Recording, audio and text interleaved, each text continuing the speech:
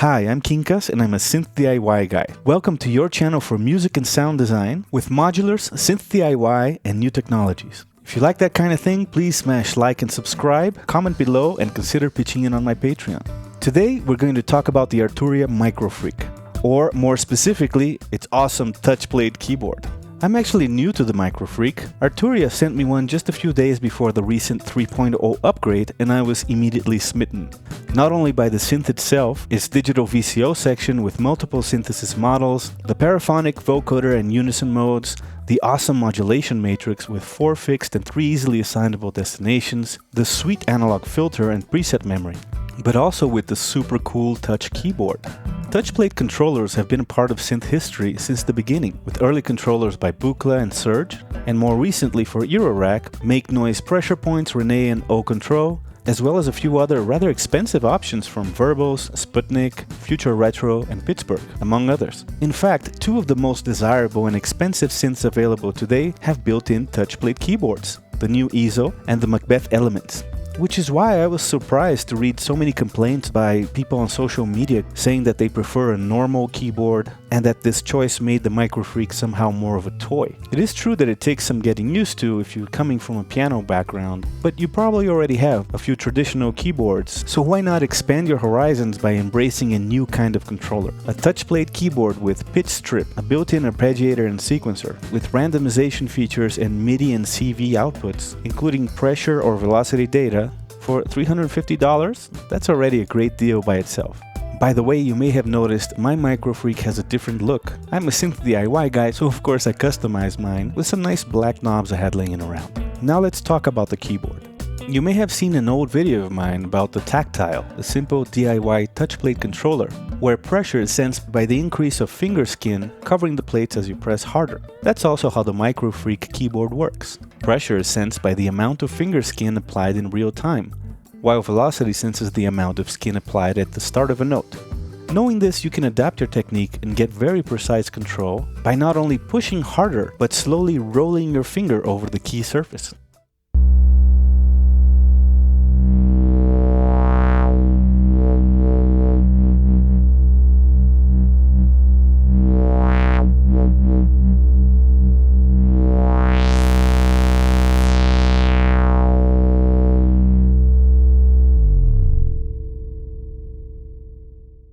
Another advantage is how immediate it is compared to mechanical keys with moving parts. If you're a finger drummer like me, you might find this is a better way to play rhythmically. It's just the same as tapping on your desk. In fact, it might even be fun to mic it up and mix in the acoustic sound of your tapping with the synth sound.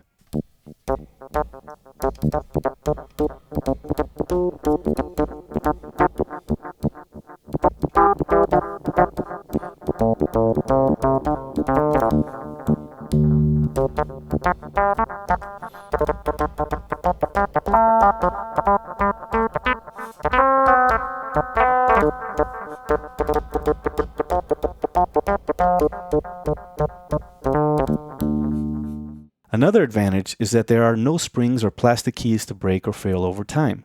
So let's play with it a bit, shall we? First, I'll design the patch in the Freak itself, then we'll try it as a controller for Eurorack. So first I'm going to change this to Carpus Strong, and now we want the very little bow position there. We want the decay, sustain down, kind of a long release. And we want a paraphonic. There we go.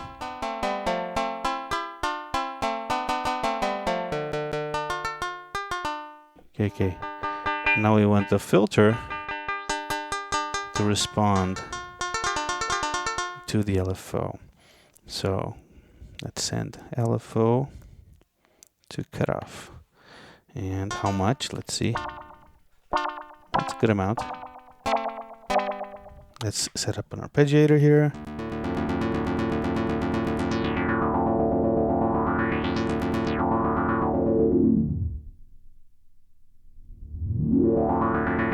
That's maybe too much, right? Too much of the LFO. Let's go there.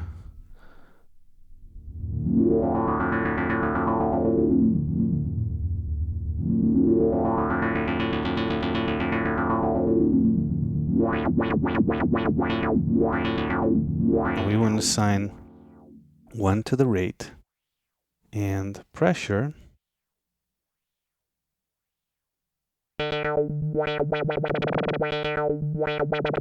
There you go.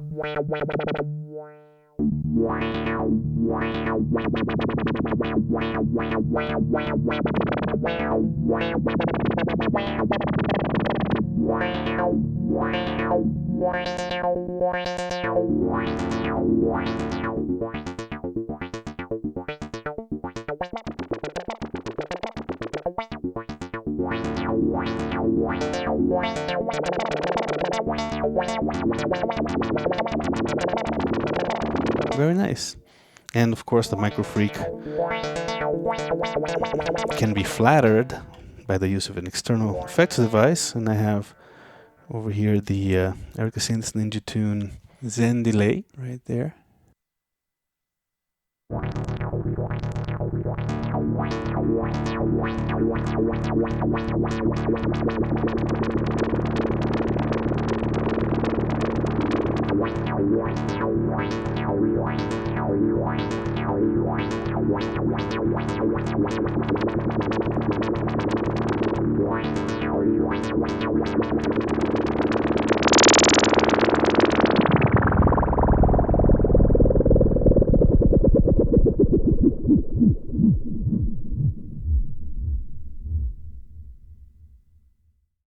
Okay, let me try to explain this quickly. I have routed pitch CV with blue cable to one of my Jar Analog links modules, which is a buffered multiple. The gate is pink to another multiple, and the pressure is white to another multiple. I have 4 multiples on this Jar Analog system over here. Now the pitch CV is going to the filter 8, which is operating in audio rate.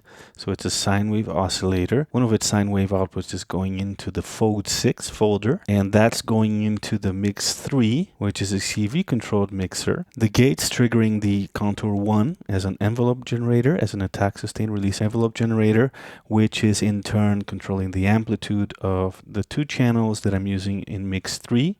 The first channel being that folded sine wave here. Now another of the outputs of the filter 8 is going into the comparator over here, which goes through an attenuator over here into the second channel of Mix 3. So I have basically 2 different sounds going on here, the folded sine wave and the compared sine wave, which is basically a pulse wave, and the pulse width is being modulated by the pressure, as is the fold parameter. So the pressure output from the keyboard is going to both the size parameter of the comparator and the fold parameter of the Fold 6. All of this is going through the Zen delay. So as I apply more pressure on the keyboard, you should notice a change in the pulse width of the pulse wave and a folding of that sine wave. Check it out.